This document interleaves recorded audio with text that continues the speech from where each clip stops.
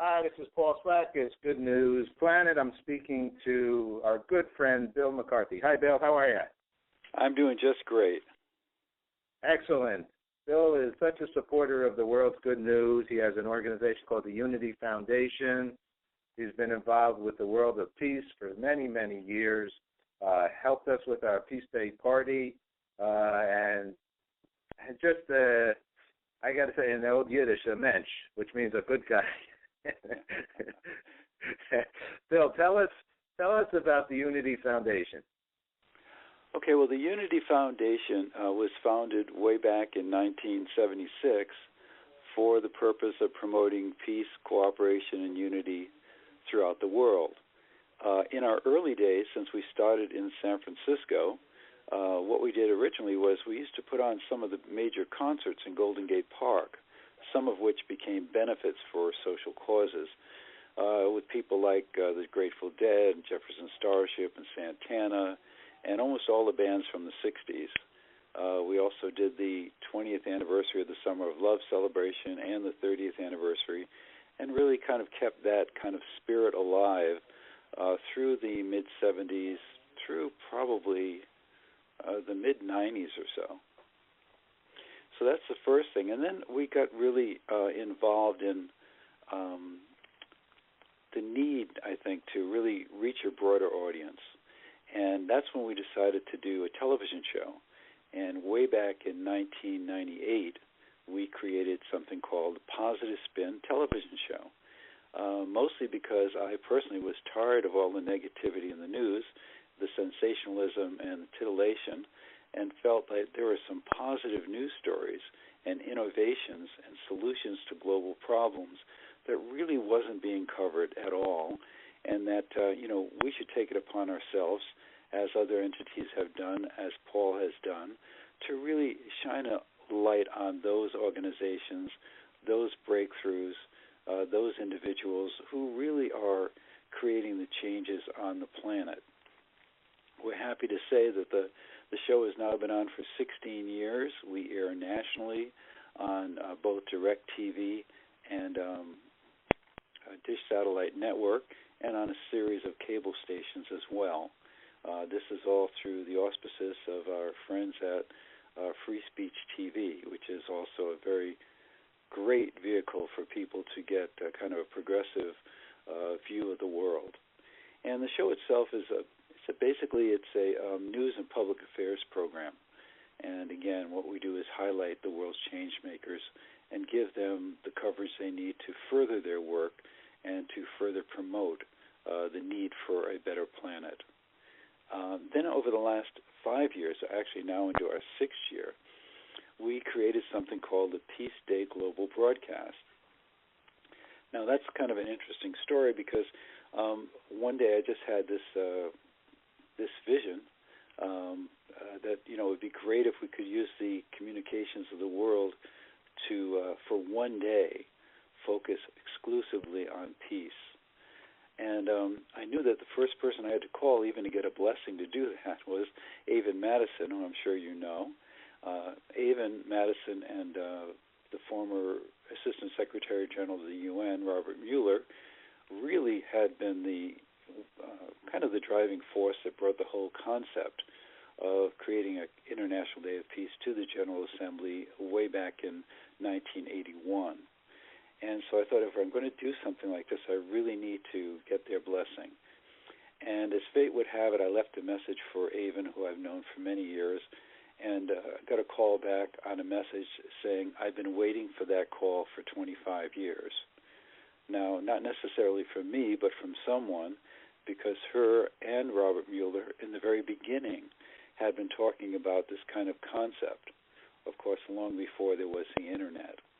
And so they came on board with us and gave us the blessing, and then we communicated with the Department of Public Information at the UN and built an alliance with them and did our first broadcast in 2009.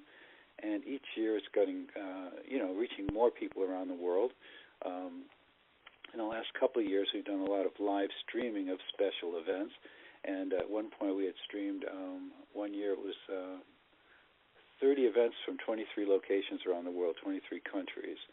and just reaching millions of people around the world. And the broadcast itself focuses on a number of important issues.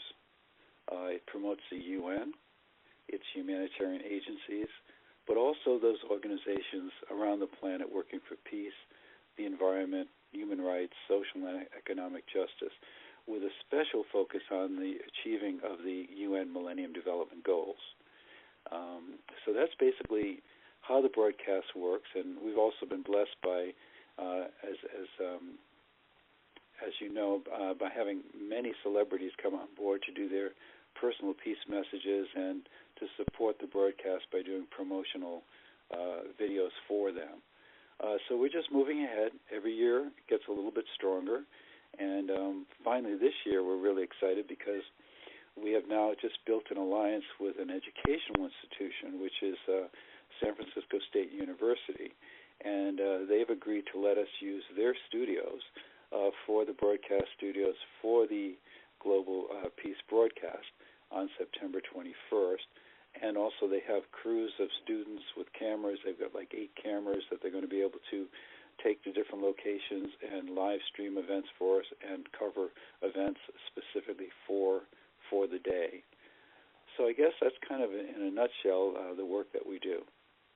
Yes, it's magnificent. It's wonderful, and it's a big honor for our Peace Day party event in Times Square to be broadcast on your channel and on your outreach, and you were shared a lot of the wonderful celebrities that have been believers in the world of peace and have been the believers of the Unity Foundation with our broadcast. So that's really great. We even, I believe, it helped with when the wonderful Robert Mueller passed, and they had a ceremony in the UN. We, I think, set up the cameras to give that back to you, so you'll be one of your remote, memorable moments for such a great hero of the world of peace. So Bill, how do you see the world getting more involved with the, let's call it, a peace movement? Well, I think it's an awareness problem at this point. I mean, there have been, there was a kind of a study done, and as of last year, they figured that 4% of the population of the planet was aware of the International Day of Peace. That's still in the millions and millions of people, but it's still a small fraction of the people on the planet.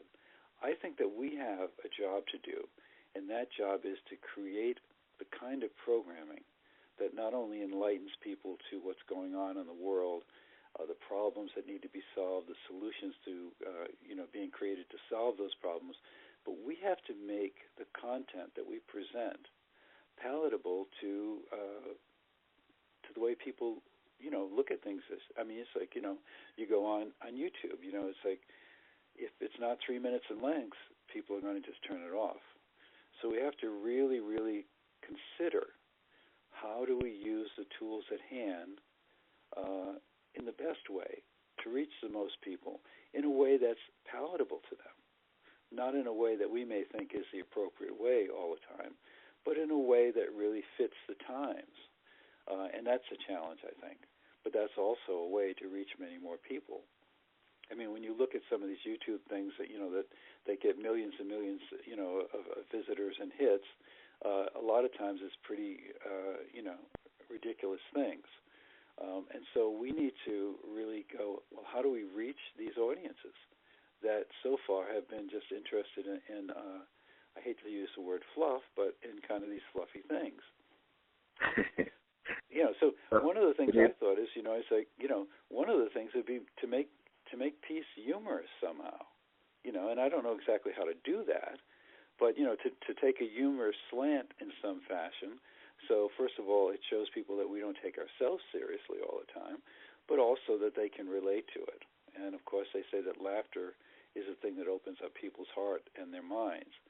So just trying to really think outside the box in a lot of different ways. I know last year one of the things we did that was successful but not on the level that we thought it was going to be is we had Lou Ferrigno, the Incredible Hulk, do a peace message for us.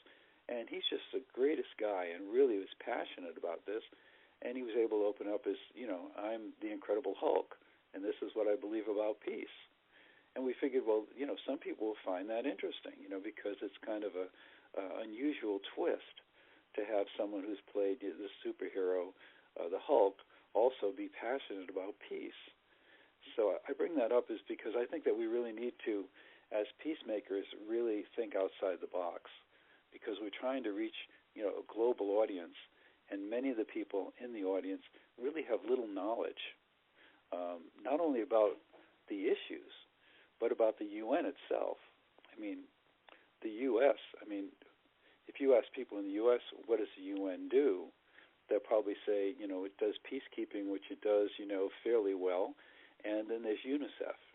And they don't really know anything beyond that.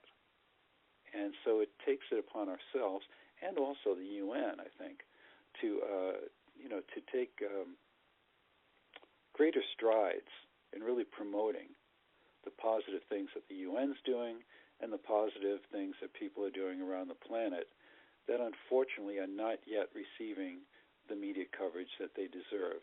And that's where you come in and I come in and all the people connected with International Day of Peace come in. Bill has been a do-gooder for a long time. In addition to creating a lot of concerts in the San Francisco area with Grateful Dead and Santana, and in 1976 starting his Unity Foundation to share the goodness of the world, working collaboratively with the United Nations and the Millennium Goals and some of the founders of some of the peace outreaches that the United Nations does. He created a Positive Spin TV back in what year was that, Phil? 98. 98.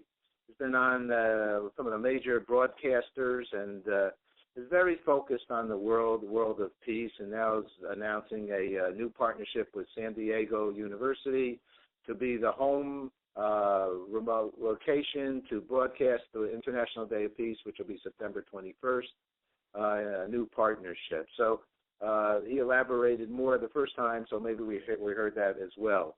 And we were just talking about how peace needs show business connected to it. And Phil, your thoughts there? Well, I think one thing that we have to, be clear on, and sometimes for people who are in the peace movement, for instance, because they're not used to dealing with high-profile musicians or celebrities, they kind of build a wall themselves, I think. I know I did in the beginning. And the thing is to realize that they're people like everyone else, and they have the same kind of desire for peace or for human rights or for social justice, or for the environment, and to find out where their passion is and to really ask them to please speak about their passion, which is all we did, actually. We just said, we would love you to give your personal message of peace for the Peace Day broadcast, and it can be whatever you feel in your heart. So it's wide open for them to really, be asked to address their concerns in a way that probably the mainstream media doesn't really, ask them very often. When you see interviews with people, celebrities, it's usually what their next film is or the next release of their album, and yet each one of these people has a passion, a cause that they really believe in. But how often on the mainstream media do they say to, like, Sting, will you please tell us about the Rainforest Foundation? Or Bette Midler, will you tell us about the work you're doing preserving the parks in New York? Or Elton John, what you're doing for AIDS? They're really given that opportunity to speak about those things for more than a soundbite. And I think that's a way to really involve these folks in a way that's palatable to them and fits their interest and their passion. So that's what we've tried to do, and I think we've been pretty successful at it. Tell us some of the people, so we'll talk in that, you've allowed us to use some of the people in our Peace Day broadcast, some of the people that have, shared that message with the Unity Foundation and your... Well, there's a lot of them, and one of the things that's been really beautiful is because we built an alliance with the UN Department of Public Information, we were able to have access to the official peacemakers, peace messengers of the UN, of which I think there are 15, And we were able to get 5 of them to do their personal messages. That includes Michael Douglas. That includes Dr. Jane Goodall. That includes Paulo Coelho, the world-renowned author, Princess Haya of Jordan. People. Oh, and of course, Nobel Prize winner Wangari Maathai, who unfortunately has passed away. And then adding to that, we just asked a lot of celebrities, most of whom we already knew or had access to, people like Edward James Olmos and Ed Asner and Diane Ladd and Mary Lou Hanna and Michelle Phillips, and there's about 30 of them, I guess. And they all responded. And then through an alliance, with our friends over at Peace One Day, they were able to get a message from Paul McCarthy, which we were then allowed to air on our broadcast. And then, of course, one of our associates, Kevin Kerber, was able to get a peace message from Ringo Starr. So those are some of the people that have been, able to present their message, and we feel that this year there'll be, many more. I did want to go back to what we talked about earlier in case it wasn't actually recorded, and that is that, we always need to think there's an audience out there, and that audience is from the year 2013 going into 2014. How do they view media? What turns them on in the media? And when I say turns on, I'm more talking about the way they like it delivered. You've got social media, and you've got things like YouTube. And if you watch the things on YouTube, they're rarely more than 2 to 3 minutes in length. And they're very, they're very catchy, or they have a really strong message. And I think that we need to look at the tools that are out there in the media and how to successfully use them in the same way that they're already being used. I'm not saying to use the same kind of content, but to really find a way to really do that. And I know that we can do it. I know that we can do it. And part of these peace messages they've all been short, 2.5 to 3 minutes in length. So they kind of fit into that format. But I think we can do the same thing with our causes. In other words, if you've got a campaign that's really important to you, it's better to do it in a 2 to 3 minute piece that shows up on YouTube rather than to have someone talking extraneously about the importance of the issue, because no one's going to watch that. That's just a reality. So I think we have to get real as peacemakers in terms of how we use the media. I agree, and I think I don't know also if I recorded, but you even talked about comedy. A lot of the most successful, as you say, segments. Do we have people walking on the upside down and on their heads, or lighting off Alka-Seltzer tabs? Those are the things that people are interested in, and it's understandable. Everybody lives to a certain degree a very hard-working life, a stressful life, and if people have it, and just a survival life, right? And so a little bit of humor, a little bit of joy, with a message built in an easygoing way. It's like All in the Family. That show was successful because it had entertainment, but it had an education. You saw a person who was questionable in his ways of life. You think we can do it? I was thinking the same thing, in that when you look at the power of television and movies, and you look at All in the Family, and how that brought certain issues, and then from that came like the Jeffersons, right? And then it was all humor, and then you had I forgot the name of it, was it Chico and the Man? Then you had Latino shows, and then you had gay and lesbian shows, and then you had all these shows, but they were all built on humor, right? Because humor opened people up, and it made the people that are being portrayed more human rather than stereotypical. And I think those comedies, in a real way, moved things forward for all of these organizations and all these groups. I agree. We're going to put we had planned when we had the Central Park concept for our bigger show, and not the shorter show in Times Square, we had a whole section. We were talking about trying to get the Jerry Seinfelds and all the Conan O'Brien and all these funny guys and girls as part of it to give us some what they call shtick, right?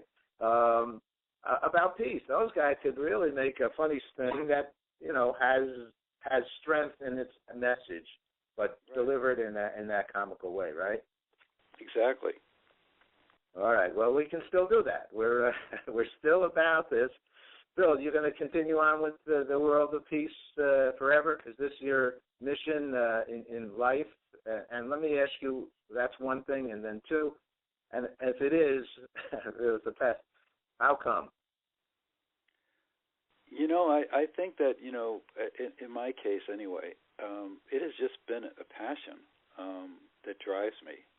And I'll give you a little bit of a backstory, which you'll find interesting, I think. I was going to college to be a history teacher. And then I ended up at the original Woodstock Festival. And it changed my life. And it changed my life in a way that I couldn't have perceived at the time, because I was just one of 400,000 people enjoying this phenomenal coming together of the tribes. And but a few days later, I was back in my hometown in Rhode Island, and sitting downstairs in a circle, of course, like we did in those days, and smoking some good stuff. And one of my friends said, well, we really need a concert. Like, we need a Woodstock in our little hometown. And they said, well, since Billy was there, he can produce it. And I'm looking at these people like they're out of their mind, because I don't know how to produce myself out of a paper bag at that point. But they convinced me, and my good friend Danny, and Ellen, and some of the other folks, helped me to produce our event. And I won't go into all the machinations that it took to do it, and the police trying to stop it and everything else under the sun. But what actually happened is, and this was on September 21st of all days. This was really September 21st was the International Day of Peace, but it just so happened that the first event I ever did in 1969 happened on that day. Wow. We had 10 unknown bands. 10 unknown bands, except in that city. But we had promoted it through flyers and everything else, whatever we could do. And that day, 10,000 people showed up. Whoa. In our little park. And nothing like that had ever happened in that city before. Traffic was stopped. I mean, it was just like, it was like this thing that came out of nowhere, And the next day, I was supposed to go back to college in California to be a history teacher. I did go back, and I finished out the year. But there was no way I could be a history teacher, because the universe had told me very graphically that I had another purpose. And from that day forward, which is now, I guess it'll be 35 years in about a month, 45 years in about a month, or less than a month, that has been my purpose. Oh, God, that's a beautiful, beautiful, beautiful, a beautiful life, because you seem happy with your life. Oh, yeah, absolutely. So I guess, one of the things that I tell people, is, follow your passion. Follow your dream. I mean, if something shows up in your life that you feel passionate about, even if it seems unrealistic, even if it seems like it's unachievable.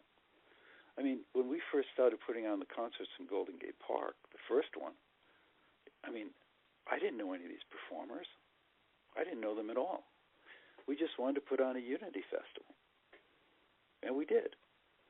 But in the process of that, another amazing thing happened. I had always been a big Jefferson Airplane fan, because I was living in the Haight-Ashbury and San Francisco in the late 60s. I started off in 1968.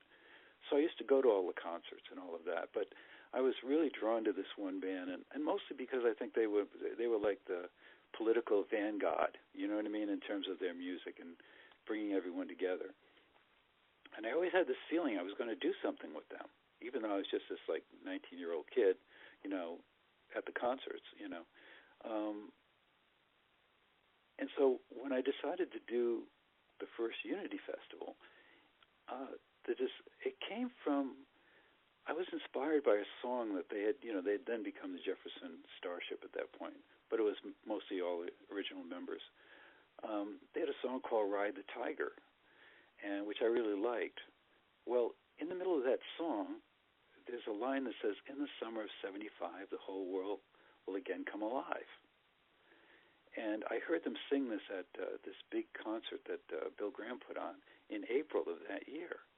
And I thought to myself, wow, if the whole world's going to come alive, someone's going to make it happen.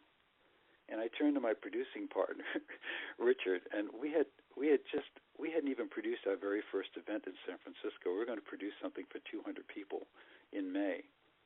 And he said, who's going to do that? I said, me and you, Richard. We're going to do that. And while we're putting this whole thing together, because they inspired it, I saw them playing at it. And we knew some people, the People's Ballroom, that had put on concerts in the park before. And we did a partnership with them on doing the event. And they had done something with the Starship before, so they contacted them, and they originally said yes, they were going to do it. Well, of course, I'm in seventh heaven at that point. So we're getting closer and closer, and we're building this 2-day event with all these organizations, political, environmental, ecology organizations, many of whom would have never even considered being in the same room with each other. And we got them all to agree to build their tents and their displays and to, work together. And then this incredible thing happened. 3 weeks before the event, Miracles hit #1 on the charts. The Jefferson Starship was the biggest band in the world at that point. Wow. And so, again, we're in seventh heaven, but, we're not letting it out of the bag yet because, first of all, if we told the park department who was really going to play there, they would have shut us down just because they would have figured there would be too many people and a resurrection of the hippie movement or whatever. So what happened then, we get a call from the Starship saying, they've reconsidered, they can't do it because, they want to get them in the studio to do a Miracles 2 or something. They had never had a #1 hit as the Airplane. I didn't know that, but they'd never had, and this was their first #1 hit. So we're having a meeting to scale the thing back now, and right before the meeting, I got a call from this person, Rainbow Star, who had called me. We had conversations over the phone, and he had said that he wanted to be the stage designer. I didn't even know what that meant, so I said, if you want to design the stage, you're welcome to do it, because I don't think anyone else is going to. But we had a friendship over the phone, and he knew the Starship, and so he said to me, so he called up right after we found out this, and he said, he didn't know, so he said, well, how's everything going? How's things with the Starship? And I go, well, it's not so good. They've backed out.